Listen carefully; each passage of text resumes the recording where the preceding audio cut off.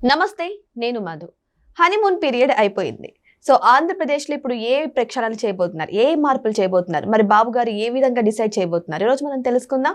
ప్రస్తుతం మనతో పాటు ఉన్నారు సీనియర్ జర్నలిస్ట్ సిఎస్ రావు గారు. వారిని అడిగి మరిన్ని విషయాలను తెలుసుకుందాం. నమస్కారం సార్. సార్, హనీమూన్ పీరియడ్ అయిపోయినట్టు తెలుస్తోంది. మరి బాబు గారు నెక్స్ట్ థాట్స్ ఏంటి సార్? జనరల్గా హనీమూన్ పీరియడ్ అంటే 2 years ఉండదు, 6 months. కాకపోతే లాంగ్ హనీమూన్ పీరియడ్ అయిపోయింది ఇప్పుడు ఉన్నటువంటి కూటమి ప్రభుత్వానికి. సో కాబట్టి ప్రక్షాళన అయితే ఉంటుంది. ఇంతకు హనీమూన్ పీరియడ్ అంటే సార్ అడ్మినిస్ట్రేషన్లోకి, అంటే ప్రభుత్వంలోకి కొత్తగా వచ్చినటువంటి ప్రభుత్వాలకి, పాలకులకి అడ్మినిస్ట్రేషన్ మీద పట్టు రావడానికి సమయం పడుతుంది. ఎందుకంటే అప్పటి వరకు ఉన్నటువంటి ప్రభుత్వం వాళ్ళకి అనుగుణంగా ఉన్నటువంటి ఆఫీసర్స్ని వేసుకుంటారు.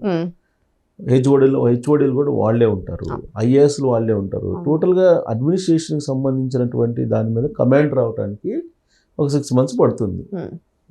ఎవరైతే పాలకులు ఉన్నారో వాళ్ళకు అనుకూలంగా, వాళ్ళ మైండ్ సెట్కి అనుకూలంగా ఉండేటువంటి వాళ్ళని అడ్మినిస్ట్రేషన్ విభాగంలో హెడ్స్గా పెడితే కనుక వాళ్ళు ఏ నిర్ణయాలు తీసుకున్నారో ఆ నిర్ణయాలను వేగవంతంగా ప్రజల్లోకి తీసుకెళ్తే ఫలితాలు తొందరగా వస్తాయి, మళ్ళీ ఎలక్షన్లో గెలవచ్చు అనేది. దాన్ని హనీమూన్ అంటే అర్థం చేసుకోవడానికి ఆల్రెడీ ఎగ్జిస్టింగ్గా ఉన్నటువంటి అడ్మినిస్ట్రేషన్లో ఎవరెవరు ఉన్నారు, ఏం చేస్తున్నారు అర్థం చేసుకోవడానికి ఒక 6 months పడుతుంది. సో చంద్రబాబు నాయుడు గారి సీనియారిటీ ఉంది కాబట్టి, చంద్రబాబు నాయుడు గారు తొందరగా అర్థం చేసుకోగలరు కాబట్టి తక్కువ టైం పడుతుంది అనుకున్నారు. కానీ ఈసారి అనూహ్యంగా చాలా ఎక్కువ టైం పడింది. ఇవాళకి కూడా అడ్మినిస్ట్రేషన్లో పరిస్థితి ఏంటి అనేది ఒక పెద్ద క్వశ్చన్ మార్క్గా చెప్పుకుంటున్నారు. కారణం ఏంటంటే ల్యాండ్ టైటిలింగ్ యాక్టు, దాని పర్యవసానాలు, దాని వల్ల వచ్చినటువంటి గందరగోళం, ఇవన్నీ కూడా ఇప్పటికి కూడా ఆంధ్రప్రదేశ్లో ప్రజలను వెంటాడుతూ ఉన్నాయి. వాళ్ళకి కూడా పరిష్కారం లభించలేదు. ఏదో పరిష్కరించమని చంద్రబాబు నాయుడు గారు చెప్తున్నారు కానీ అధికారులేమో ఆ దిశగా వెళ్ళట్లేదు చిత్తశుద్ధితోటి. సో దాంతో ఎక్కడ వేసిన గొంగలు అక్కడే అన్నట్టుగా ఉంది. కరప్షన్ పెరిగిపోయింది. ఇది ఎవరు అవుననుకున్నా కాదనుకున్నా కరప్షన్ అనేది పెరిగిపోయింది అనేది ఆంధ్రప్రదేశ్లో ఉన్నటువంటి పౌరులు మాట్లాడుకుంటున్నటువంటి అంశం. దీన్ని అరికట్టడానికి చంద్రబాబు నాయుడు గారు ప్రయత్నం చేస్తున్నారు. వీలున్నంత వరకు ఎక్కువగా సాంకేతికపరమైనటువంటి అనుసంధానం చేసి పరిపాలనలో తగ్గించాలనే ప్రయత్నం ఆయన చేస్తున్నారు. కానీ అల్టిమేట్గా ఆయన సహకరించాల్సింది ఎవరు? అధికారులు సహకరించాలి, ఉద్యోగులు సహకరించాల్సింది. వాళ్ళు సహకరించకుండా ఆయన ఒక్కళ్ళు ఏం చేస్తారు? మంత్రులు కోఆర్డినేట్ చేసుకోవాలి. ఇవన్నీ ఉంటాయి మొత్తం పరిపాలనలో. అందుకే ఒక భారీ ప్రక్షాళన, సమూల ప్రక్షాళన చేస్తే తప్ప ఆయన ఏదైతే అనుకున్నారో 2029 విజన్, 2047 విజన్కి బాటలు వేసి పునాది వేయటానికి దాన్ని నెరవేర్చుకునే పరిస్థితి లేదనేది ఆయనకు స్పష్టత వచ్చిందని చెప్పి ఇప్పుడు తాజాగా వినిపిస్తుంది ప్రభుత్వంలో. దాంట్లో భాగంగా ప్రక్షాళన ఎక్కడెక్కడ చేసే అవకాశం ఉంది అని అంటే, ముందు సీఎం ఆఫీస్లో ప్రక్షాళన ఆల్రెడీ మొదలైనట్టు కనిపిస్తుంది. అక్కడ ఉండేటువంటి కీలకమైనటువంటి ఆఫీసర్ని తీసుకెళ్లి తిరుపతి దేవస్థానానికి సంబంధించి ఈవోగా అపాయింట్ చేశారు. ఇంకొక ఐఏఎస్నేమో సిఎస్ని చేశారు, చీఫ్ సెక్రటరీని చేశారు. ఇప్పుడు ఇంకొక ఐఏఎస్ ఉన్నారు, ఆయన ఇప్పుడు వార్తల్లోకి ఎక్కారు. ఇప్పుడు తాజాగా వార్తల్లోకి ఎక్కారు. ఆయన్ని కూడా సాగనంపితే మొత్తం టోటల్గా సీఎం ఆఫీసులు ప్రక్షాళన అయిపోయినట్టే. కొత్త వాళ్ళని తీసుకొచ్చుకోవాలి. ఇప్పుడు ఆయన నిన్న జరిగినటువంటి సంఘటన ఏంటి? సీజే వచ్చారు ఆంధ్రప్రదేశ్. సీజే వచ్చినటువంటి సందర్భంగా కృష్ణా జిల్లా కలెక్టర్, కృష్ణా జిల్లా ఎస్పీ ఇద్దరు కూడా ప్రోటోకాల్ ప్రకారం ఆయనకి కార్యక్రమాలకి హాజరయ్యారు. హాజరైనటువంటి సందర్భంగా ఆ కలెక్టర్ ఏదో టై సరిగ్గా కట్టుకోలేదని, షూ సరిగ్గా వేసుకోలేదని చెప్పేసి సీఎం ఆఫీస్లో ఉన్నటువంటి కార్తికేయ గారు అని చెప్పి ఒక ఐఏఎస్ అక్కడే ఒక 5 నిమిషాలు ఓపెన్గా తిట్టారంట అందరి ముందే. అది పెద్ద ఇష్యూ అవుతుంది ఇప్పుడు. అలాగే ఎస్పీకి సంబంధించి కూడా ఆయన్ని అడిగితే ఆయన ఏదో నవ్వాడని చెప్పేసి, నవ్వుతావా, తమాషగా ఉందా అని చెప్పేసి ఆయన్ని కూడా డైరెక్ట్గానే ఒక రకంగా చెప్పాలంటే స్కోల్డింగ్ చేశారంట. సో వాళ్ళు సివిల్ సర్వెంట్లు, ఐఏఎస్లు, ఐపీఎస్లు, మరి వాళ్ళని ఈయన సీనియర్ ఐఏఎస్ అయినంత మాత్రాన స్కోల్డింగ్ చేస్తే వాళ్ళు ఎందుకు ఒప్పుకుంటారు? అందులో 10 మంది ముందు ఏదైనా ఉంటే నువ్వు లోపలికి పిలిచి చెప్పాలి. కానీ ఆ విధంగా స్కోల్డింగ్ చేయడం అనేది జీర్ణించుకోలేనటువంటి పరిస్థితి. పైగా ఈయన షూ పంపించారంట, లేస్ ఉన్నటువంటి షూ. ఆయన లేస్ లేనటువంటి షూ కట్టుకున్నారంట కలెక్టర్.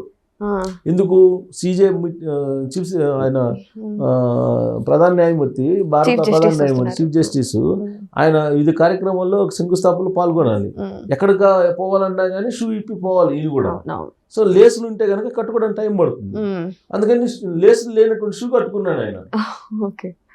ఆ టై ఏదో బిజీలో పక్కకు పోయిందో మరి సంథింగ్ ఏదో జరిగింది. దాని మీద ఫుల్ సీనియర్ ఐఏఎస్గా ఉన్నటువంటి కార్తికేయ మిశ్రా గారు విపరీతమైనటువంటి స్కోల్డింగ్ చేశారని చెప్పి పెద్ద ఇష్యూ నడుస్తుంది. ఇప్పుడు ఆయన్ని కూడా సీఎం ఆఫీస్ నుంచి పంపిస్తారనుకోండి. ఎందుకంటే ఇదొక ఫస్ట్ ఇన్సిడెంటే కదా, అంతకుముందు కూడా చాలా ఇన్సిడెంట్స్ ఉన్నాయి. శబరి గారు, బైరెడ్డి శబరి ఎంపీగా ఉన్నారు. ఆవిడ మీద కూడా ఢిల్లీలో పెద్ద రాద్ధాంతం జరిగింది కార్తికేయ మిశ్రా గారితో. అప్పుడు ఆవిడ కూడా సీరియస్గా కంప్లైంట్ కూడా చేశారు చంద్రబాబు నాయుడు గారికి. దాంతోపాటు ఈయన నార్త్ సౌత్ ఫీలింగ్ అనేది తీసుకొస్తారు. నార్త్ ఐఏఎస్లు సూపర్గా మాట్లాడతారు, ఇంగ్లీషు హిందీ మాట్లాడతారు. సౌత్ ఐఏఎస్లకు ఇంగ్లీష్ రాదు అని ఆయన ఒక అభిప్రాయం కూడా ఆయనకు ఉంది. అక్కడక్కడ మాట్లాడారు అనేది కూడా ఉంది. ఇలాంటివి చాలా ఉన్నాయి ఆయన మీద. అంతకుముందు కూడా జగన్మోహన్ రెడ్డి గారు ముఖ్యమంత్రిగా ఉన్నప్పుడు ఆయన గోదావరి జిల్లాలో, ఐ థింక్ వెస్ట్ గోదావరి జిల్లాలో అనుకుంటా, అక్కడ సర్పంచులను అక్కడ ఎవరినో యూజ్లెస్ ఫెలోస్ అని చెప్పి తిట్టారంట. తిడితే అక్కడ ఉన్నటువంటి ప్రజాప్రతినిధులు కంప్లైంట్ చేస్తే జగన్మోహన్ రెడ్డి గారు ఆయన్ని అక్కడి నుంచి బదిలీ చేశారు. దాంతో ఆయన ఢిల్లీ వెళ్ళిపోయారు, కేంద్ర సర్వీసులకు వెళ్ళిపోయారు. మళ్ళీ జగన్మోహన్ రెడ్డి గారు ఓడిపోయేంత వరకు రాలా. అందుకని చెప్పి జగన్మోహన్ రెడ్డి గారు బాధితుడు కదా, మనకు బాగానే చేస్తారు కదా అని చెప్పేసి ఆయన్ని తీసుకొచ్చారు. తీసుకొచ్చి ఇప్పుడు ఈ గవర్నమెంట్ సీఎం ఆఫీస్లో పెట్టారు. సో దీని ద్వారా ఆయనేమో నార్త్ సౌత్ ఫీలింగ్ లేదంటే తెలుగు హిందూ పీపుల్ అన్నట్టుగా ఆయన ఏదో సంథింగ్ వ్యవహరిస్తున్నారు అనేది ఆయన మీద ఉన్నటువంటి ఒక గాసిప్. అది నిజమో అబద్ధం తెలియదు.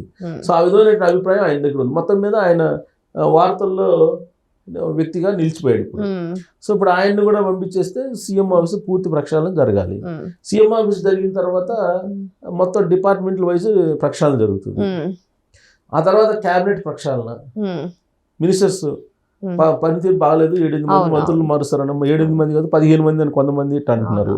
సో దీని మీదనే పవన్ కళ్యాణ్ గారు, చంద్రబాబు నాయుడు గారు దాదాపు 1.5-2 గంటల సేపు నిన్న మాట్లాడుకున్నారు అనేది. ఇవాళ బుధవారం, నిన్న మంగళవారం వాళ్ళిద్దరు కలిశారు. సో దేని మీద మాట్లాడారు, అసలు ఈ ప్రక్షాళన పూర్తి స్థాయిలో సమూలంగా ప్రక్షాళన చేయకపోతే కనుక క్షేత్రస్థాయిలో ఉండేటువంటి సమస్యలను పరిష్కరించట్లేదు, అది ఉద్యోగులు సహకరించట్లేదు, పనిచేయట్లేదు. కాబట్టి పవర్ఫుల్ ఆఫీసర్స్ని, పవర్ఫుల్ ఐఏఎస్ఎల్ని సీఎం ఆఫీసులో పెట్టాలి.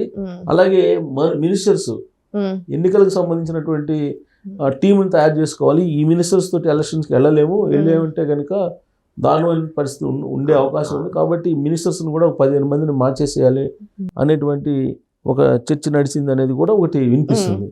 అసలు ఇవన్నీ కాదు, లోకేష్ గారిని సీఎం ఎలా చేయాలనేది మాట్లాడుకున్నారని కొంతమంది వైఎస్ఆర్ కాంగ్రెస్ పార్టీకి సంబంధించినటువంటి సోషల్ మీడియా వాళ్ళు ఒక పెద్ద క్యాంపెయిన్ చేస్తున్నారు. వాళ్ళు అసలు జరిగింది ఏంటంటే సమూల ప్రక్షాళన, అన్ని రకాలుగా సమూల ప్రక్షాళన చేయాలి అనేది. ఎందుకంటే అడ్మినిస్ట్రేషన్ పరుగులు పెట్టాలి, లేదంటే పనులు సక్రమంగా జరగవు. నిన్నగా మొన్న అమరావతికి వెళ్ళినప్పుడు కూడా నారాయణ గారు చేత కాకపోతే మీరు వెళ్ళిపోండి అని చెప్పేసి అన్నారు. సో కాబట్టి ఇవన్నీ చూస్తే కనుక అడ్మినిస్ట్రేషన్లో వైఫల్యాలు కనిపిస్తున్నాయి. దీన్ని సరిచేయాలంటే సమూల ప్రక్షాళన చేయాలి, అన్ని స్థాయిల్లో ప్రక్షాళన చేయాలి అనేది. దానికి లోకేష్ గారు కూడా ఒక పెద్ద రిపోర్ట్స్ తయారు చేసి వీళ్ళ స్ట్రైక్ రేట్ అంతా, వీళ్ళ స్ట్రైక్ రేట్ అంతా, వీళ్ళ స్ట్రైక్ రేట్ అంతా అని చెప్పేసి ఇచ్చారు. దాన్ని బేస్ చేసుకుని కూడా ఈ ప్రక్షాళన ఉండే అవకాశం ఉంది అని చెప్పేసి బాగా టాక్ ఉంది ప్రభుత్వంలో. సో ఆ ప్రక్షాళన ఏ స్థాయిలో ఉంటుంది అనేది ఆసక్తిగా చూస్తున్నారు అందరూ. సో ఏదేమైనా సరే స్లోగా జరిగినా సరే ప్రక్షాళన మాత్రం స్టార్ట్ అయిందని మాత్రం తెలుస్తోంది. ఇప్పుడు సీఎం కేబినెట్ నుంచి స్టార్ట్ అయినటువంటి ఈ ప్రక్షాళన మరి సమూలంగా ప్రక్షాళన జరగడానికి ఎంత టైం పడుతుందో, మరి ప్రక్షాళన వల్ల ఎన్ని పరిస్థితులు, ఎలాంటి విషమ పరిస్థితులు దారి తీస్తాయో వెయిట్ చేసి చూద్దాం జరగబోయేది ఏంటి అనేది. Thank you so much. Thank you.